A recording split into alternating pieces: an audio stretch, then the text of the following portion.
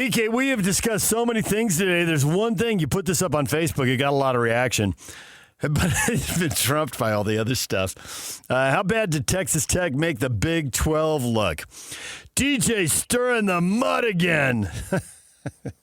That's me. Mark, BYU would have beat Miami.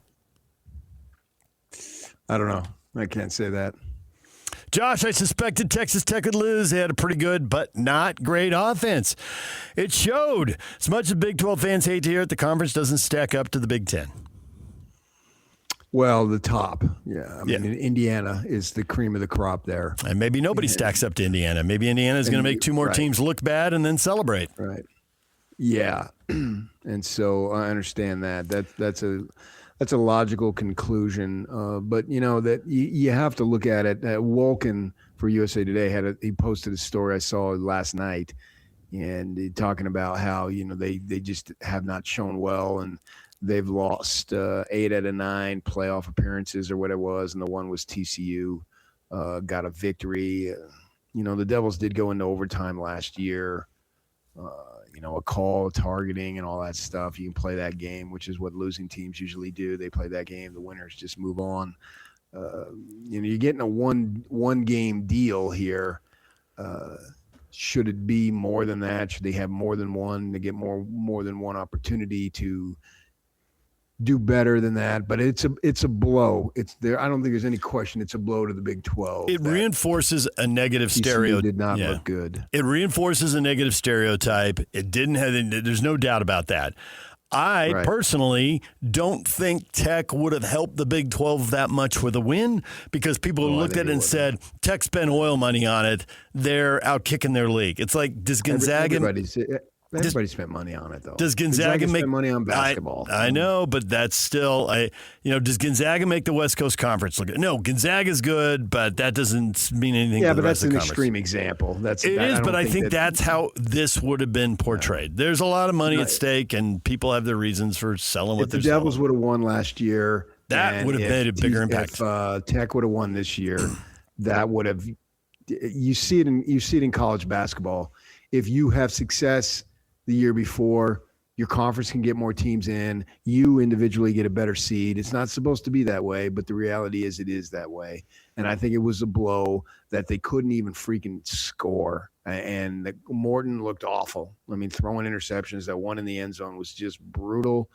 It screams that. I mean, their big thing was, oh my gosh, he didn't play against ASU. Well, ASU's thinking, yeah. So that made it much harder to win that game because he didn't play. Was Hammond, would they have gone to him if he had been healthy, as they did in the Utah game? Now, obviously, Morton got knocked out of the game, so they had no choice, but maybe they would have made a change. And I think we'll see that. Cody Campbell said that. He said, we're going to double down.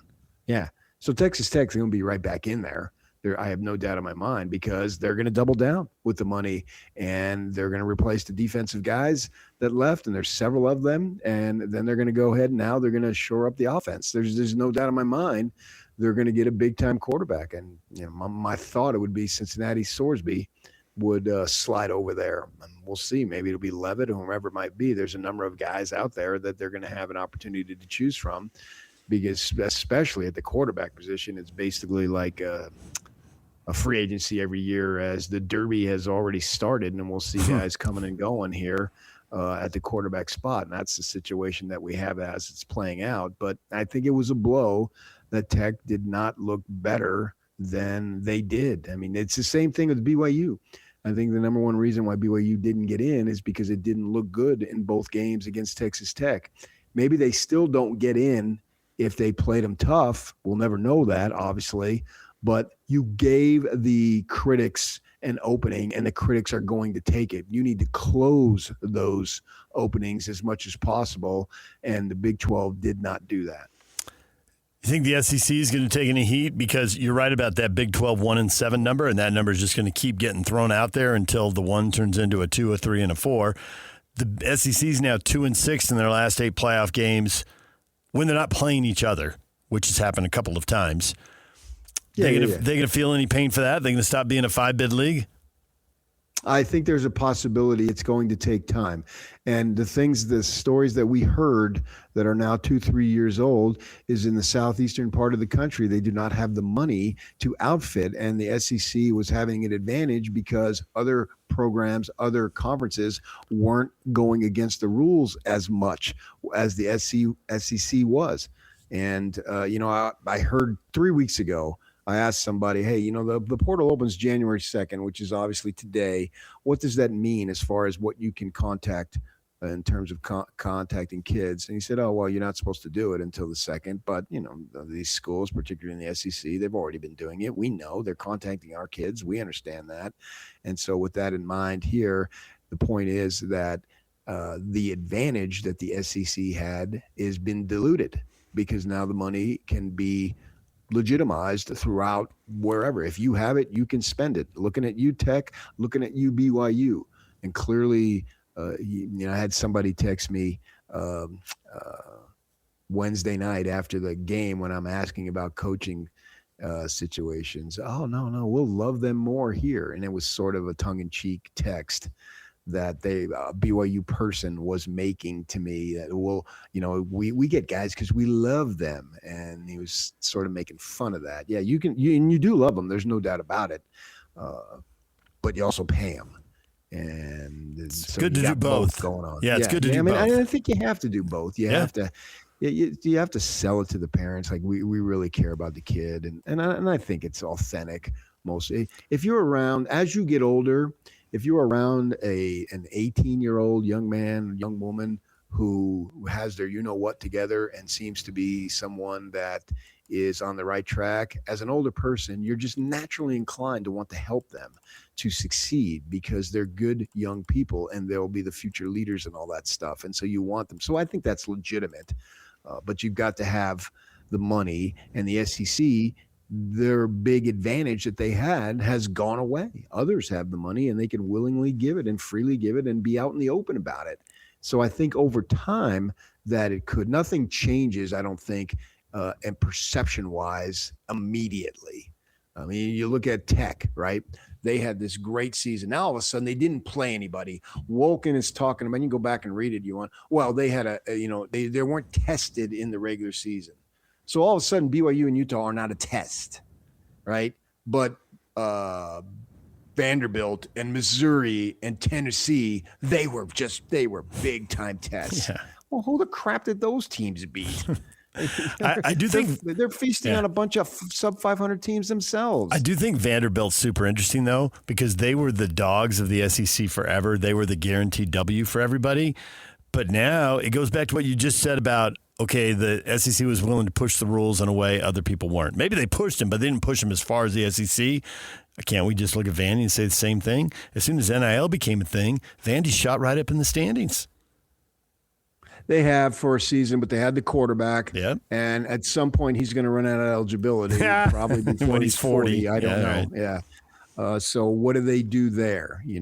The Devils, they got Levitt and Scadaboo. Well, what do they do? Well, they went 8-5 the next year. So they had high expectations. They were in the top 15. They're not even going to finish ranked. So it's the same type of premise here. What are you going to do there? So I have to wait and see how that is. I know they'll always be good in baseball because they've always been good in baseball. I mean, really, really high level good as any program in the country. Now, if you had your taste of football, can you build on it? We'll see how that goes. I think that the SEC will take a little bit of a blow. Alabama was outclassed. I mean, thoroughly outclassed. They did not look like they belong on the same field there. How does that work? Why was that? And Georgia's losing to a conference team, so that's pretty well a wash. And they just barely lost, so they could have won the game, but they didn't. So be it. Those types of things happen in sports. You play well and you barely lose. But Alabama got smoked, man. I mean, they looked awful. And that's where we're going to point to that. And so does Alabama get the benefit of the doubt next time? Because clearly it got the benefit of the doubt this time. The Herb Streets of the world, they were promoting Alabama, whether he wants to admit it or not. He's promoting Alabama when he's talking about, losing the conference title game shouldn't matter as much. Well, okay, it didn't. Alabama got in. What's it going to be next year? And I think until the Big 12, knocks on the door more in the playoff, which means winning, they're going to struggle to get only one team until it goes to 16. I would like to see it to go to 16 next year, but according to your mark last month in Dallas at the stadium, he's saying no, that it's most likely not going to be next year. It seems to me it ought to be, well, just what's the big deal going the unintended consequences? Oh my gosh. College football essentially is one big unintended consequence as it is. 100%. I mean, you dismissed it earlier this morning, but I just think these conference champs, all this talk about teams that don't belong in there, no one belongs in there more than a conference champion. You won the conference, and the conference champs are 1-9. And it's because they're getting buys most of the time. I know you dismissed it, but it's unintended consequences. You thought the buys would be an advantage. It's sure not working out that way. And maybe they're all just choking. 7 of them. Everybody but Indiana is just gagging like a dog. I don't think Georgia gagged. I don't think ASU gagged. Those two teams took it right to the wire. They've got the best cases. You're right. I mean, the whole Georgia thing was back and forth. You know, I think you're only going on last year, and last year they right. But the primary thing was last year, and Boise was always going to lose and Indiana wasn't as good. So if they would have played the week before, they were going to lose to Notre Dame. And who did Boise get beat by? I don't even remember. But Boise was going to lose. Was it Penn State? Yeah, probably, yes. And it was in Fiesta Bowl, yeah. I think they weren't as good. That's the way I look at it. Penn State could have not played for 6 weeks, and Boise could have played a game on Wednesday, and they were still going to lose because they weren't as good. It's a lot of conference championships and by teams. You used to go with the brand names, and now all of a sudden you're not going with the brand names. You tell me not to go with the brand names when I don't. You still criticize me. Well, now you're going with the buys. I mean, you go with the brand names. Why do you go with brand names? Because usually brand names win. Yep. And now they don't. It's because they had a buy. I don't think Boise State was not going to beat Penn State. Under any circumstance, they were not going to be. They play them 10 times. That's one. Now do 6 more. I just did. I just did another one. I just did Indiana and Notre Dame. I already did that. And then I give you ASU, and who was the other one? Georgia. That was right down to the end. And so one team's got to win, one team's got to lose. So now I got 4. How many do you want? Indiana, Notre Dame. Play the game, man. That's all those are excuses. Indiana, Notre Dame wasn't a second round game. It was a first round game. It wasn't a quarterfinal. That one doesn't get to count. All right, we got to go to break. DJ and PK, when we come back, our final locks of the week. Yak, do you have this locked up? Have you locked up the locks? Yeah. You still have the 2-game lead with 1 to go? We're doomed? Mm-hmm. Great. DJ and PK, it's 97.5, the KSL Sports Zone.